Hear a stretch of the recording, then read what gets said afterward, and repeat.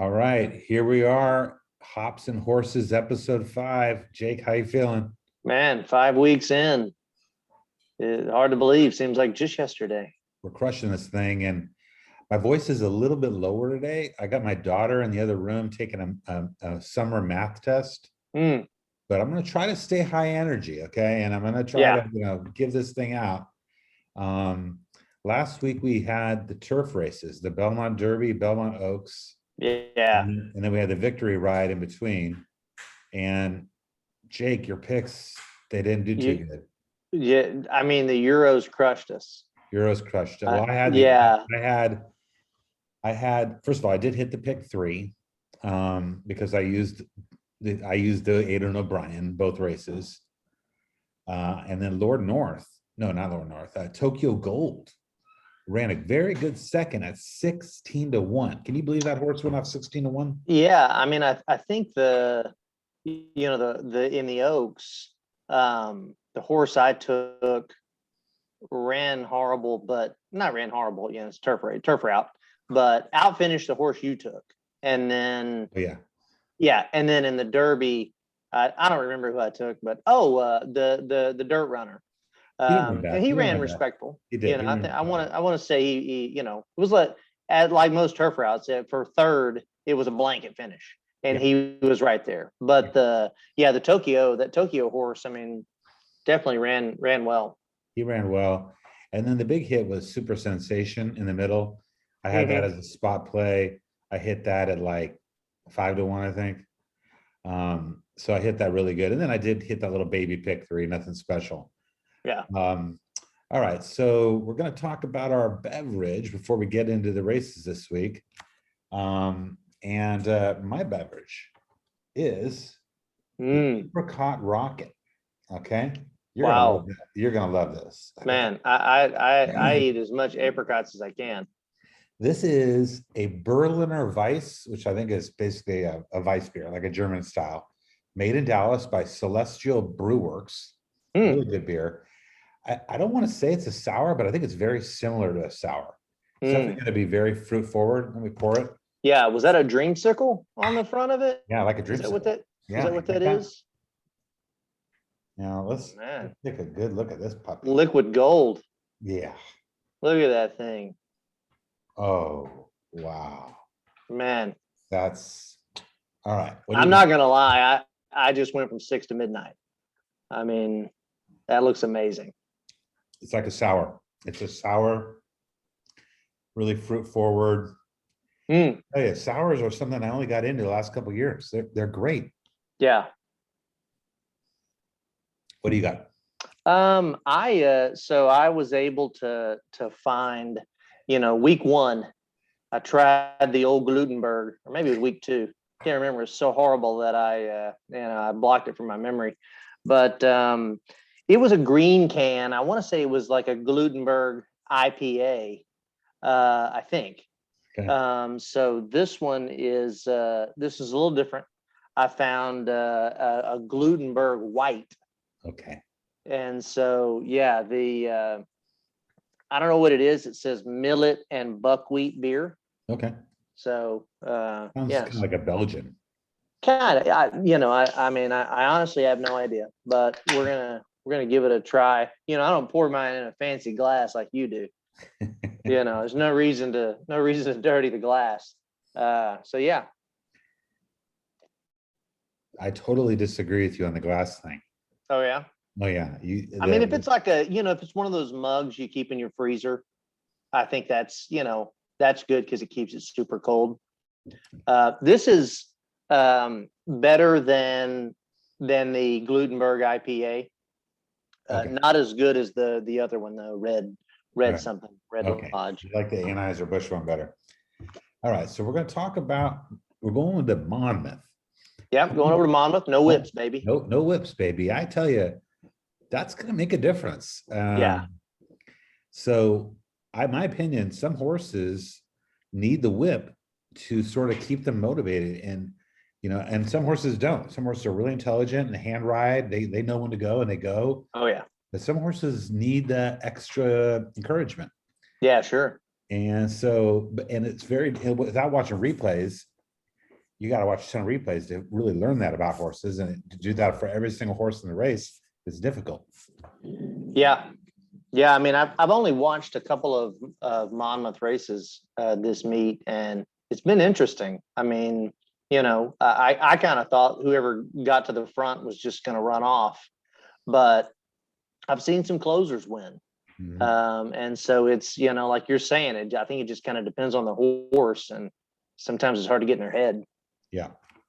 All right. Well, today we're going to cover the Haskell and the United Nations. We're going to go with the Haskell first. I'm going to click a couple documents to share here, and I'll start this thing off, and then I'll flip to the PPs. But for the Haskell, I got to go with the horse I've been going with since the get-go, and that's Hot Rod Charlie. He's top on my sheet.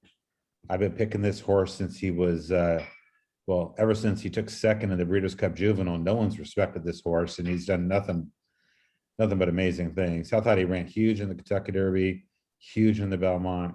Even bigger in the Belmont. Even bigger in the Belmont. Yeah. I mean, he won Louisiana Derby, beating Mandaloun. I think Mandaloun may have bled in the Louisiana Derby. That's the rumor out there. And then Mandaloun obviously rebounded in a huge way in the Kentucky Derby. And then with Midnight Bourbon, my software gives him the spot play. He barely qualifies. I just don't love this horse. I just don't think he finishes that great. And you're going to have to finish to win this race. But he does get my spot play A+ score. Let's go and take a look at the PPs. Let's start off with Following C. Following C is going to take a lot of money because of he's been running some huge speed figures. But he was previously trained by Baffert, and now he's with Pletcher, and he ran huge here. Okay. 6.5 furlongs and a 108 Bristol speed fig. I don't know what his buyer was, but it was probably gigantic. But he's now going to face the toughest competition he's ever faced. He's going to go 2 turns for the first time, going 9 furlongs, and he's out of Run Happy and Speightstown. Yeah. I mean, I just don't think this horse, by the way, he's going to have to drop the Lasix. So, I don't know. What do you think of this horse? I mean, that was, that last race was a 4-horse field. I mean, it obviously he ran really fast, but I mean, that sort of looks kind of like a paid workout. Exactly. To me. So I think the horse is fast. I think he's probably really good.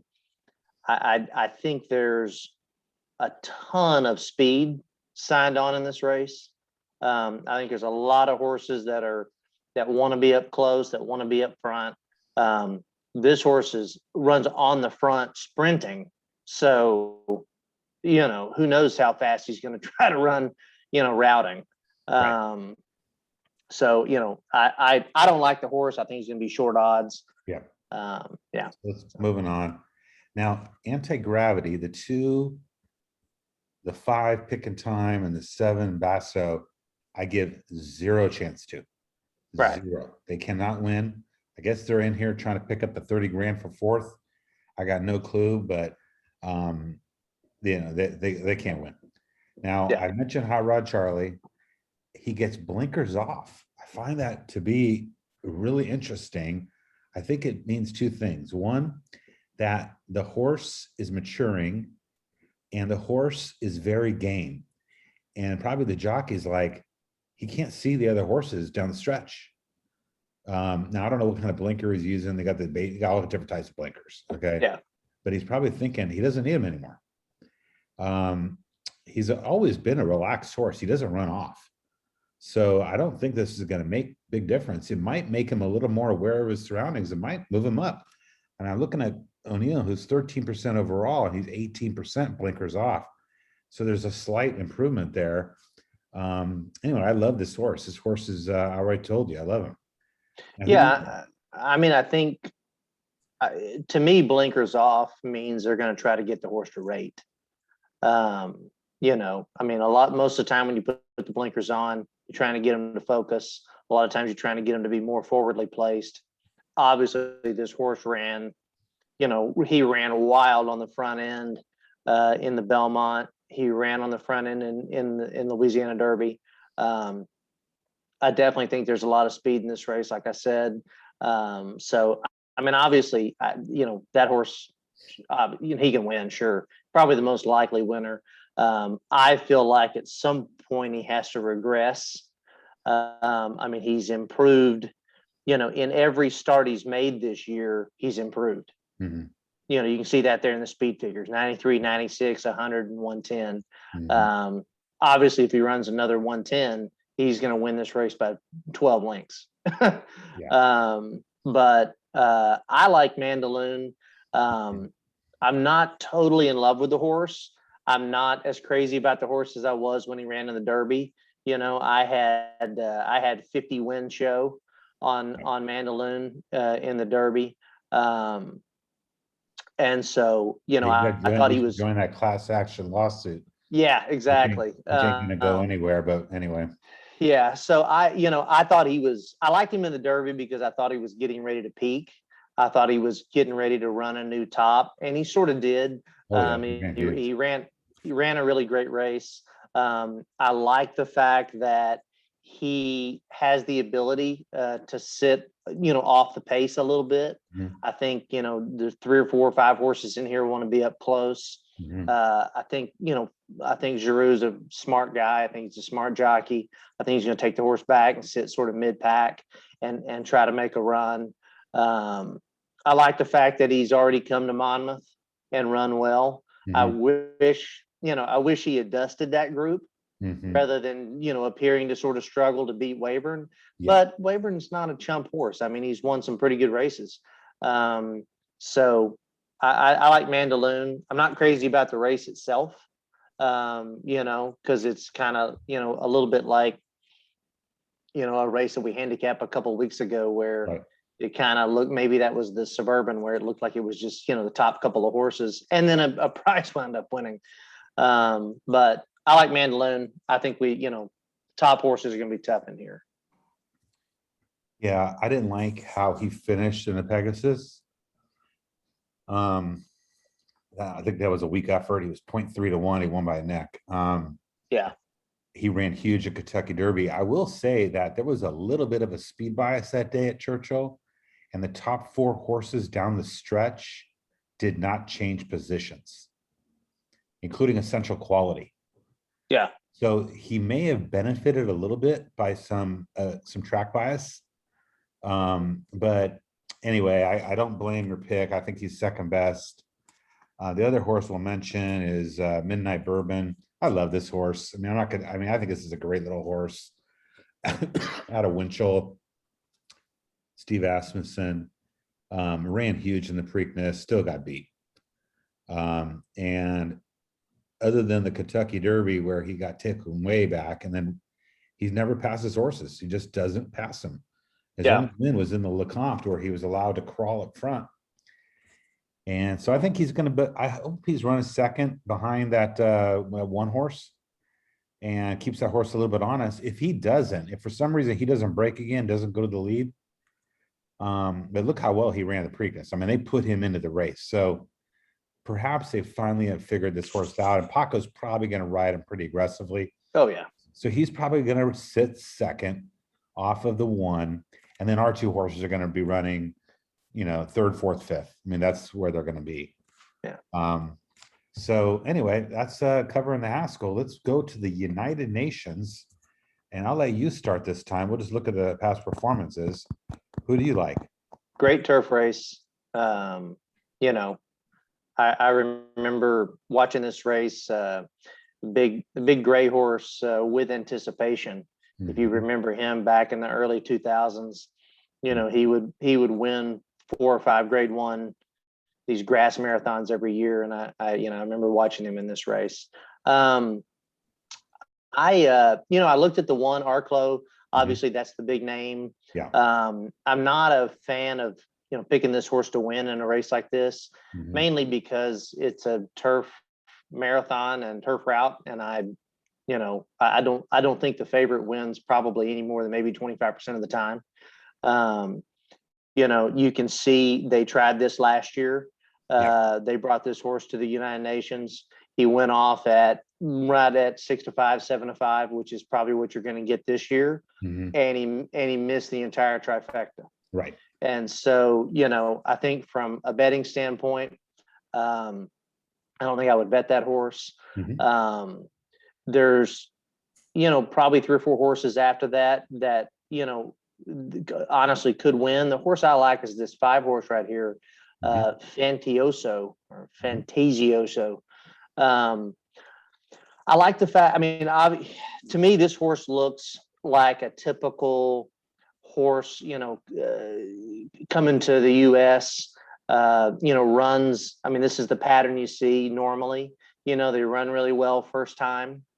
And then they, you know, a lot of times they regress a little bit. Sometimes they continue to regress. I like the fact that the horse appeared to bounce back, you know, in that last race there. I think a lot of times, and you know, you'd have to really be the one to speak to this. I mean, in Europe and South America, I mean, generally they don't run Lasix, right? Right.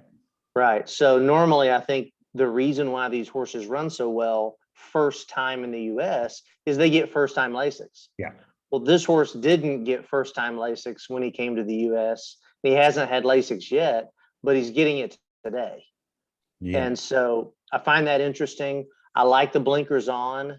I think they're going to try to keep the horse a little closer today. Mhm. Not crazy about the connections, but you know, that's probably why you're getting 12-1 morning line. Yeah. Some of these other horses in here that have that don't have as good as speed figures, that haven't been running as well, are lower on the morning line. That's probably the connections. Mhm. I like the horse, you know.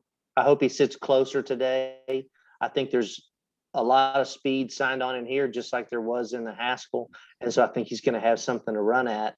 He's also been training well. I mean, he's got some bullet works down there. So Good I pick. definitely like the 5. Good pick. I look at my sheet here, and the 5 shows up with $14 of value and a C letter grade and a couple twos here. He gets a 97 on his energy, which looks legit. I thought that 2-mile race he ran was amazing. I actually had that horse that day to win. He didn't do it, but he ran a good second at 8-1. He moves from 22-1 to 4-1 on best odds, which is best, I guess, second best in the race behind Arklow. Arklow gets the spot play by PFDS odds on Arklow is extremely low, 0.9-1. That's what's driving that. I kind of agree with what you said, though. You know, he did lose this race last year. And, you know, there's a chance that he could lose again, you know, so, and he's probably too short. I did want to look a little bit at this, this 10 with you. This 10 got the good form cycle, good jock trainer, gets an A. It's got great early speed. In fact, by dominant early speed, and is improving from 12-1 to 5.5-1 on best odds. I mean, this horse looks pretty live to me. Who's riding that horse? I mean, it says on your sheet there, it's an even says it's the best jockey in the race. Take a look. It's Pratt. Oh, it's Pratt. Okay. And so he gets a jockey upgrade from Eric Cancel to Pratt. It's Chad Brown. Horse can go wire to wire. You know, obviously the 1.5 miles is a little new for him. He did run on it way back here, didn't do that great. And I guess it's 1.38 miles. It's not quite 1.5 miles. Who else is speed here? Let's take a look. I mean, yeah, there's a pretty good bit of speed in here. I mean, you got this 2 is awful. Okay. yeah. The 6 Winner's Back has got a little bit of speed. And he ran a Monmouth and he tried to go wire to wire and he took second. Yeah, he wants to be up front. He's going to be up front. So he's, you know, the 10's not going to be by himself up front, but the 10 certainly looks like a contender. And then my sheet also gives the 8 a little bit of love, not a lot. Not a lot of love. I don't Yeah. like 5.8 to 11. I'm not a big fan of this 92. But yeah, the 8 actually lost to Troop Haven here. Yeah.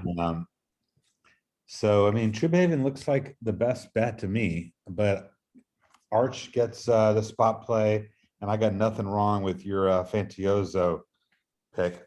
Now, quick thing on spot plays that we'll wrap up today, but spot plays are on fire. I am currently up 34% profit through 144 races. I mean, it's not 1,000 races, okay, but I'm on a good track. And I actually have 4 straight spot plays. I got this Linda Scrett in race 9, sitting on top of the K. I've got Bank Sting in race 10, 10 to 1 morning line. Gets a little love. By the way, our Super Freak on top at 5 to 1. Definitely some value in that race. And then we just talked about Arklow and Midnight Bourbon. I really don't like the Midnight Bourbon pick, but spot plays have been rolling. And, last time I wasn't so high on Max player, he had the spot play and he won. So, anyway, that's how we see the Haskell and the United Nations. And looks like a great card. I yeah, mean, it is a great card. It always is. 14 races. Yeah, we talked about even prior to the ones that you showed there. I mean, you got NY Traffic coming back today in a grade 3. I mean, look at that field right there. I mean, I know. Bankit, Dr. Post, NY Traffic, Ball Harbor. I mean, that's a pretty that's a grade 2 disguised as a grade 3 there. Yeah, I agree. I That's mean, a strong race. Yeah. Well, we got a good card to look forward to on Saturday besides Saratoga opening day. What's today? Del Mor's tomorrow. And then we got Haskell Saturday. It's like the Christmas of It's Christmas in July, baby. Yeah, it is. That's right. All right. Well, we're gonna hit the stop share, say goodbye, everybody, and we'll see you next week for episode 6. Okay. Good luck. Bye-bye.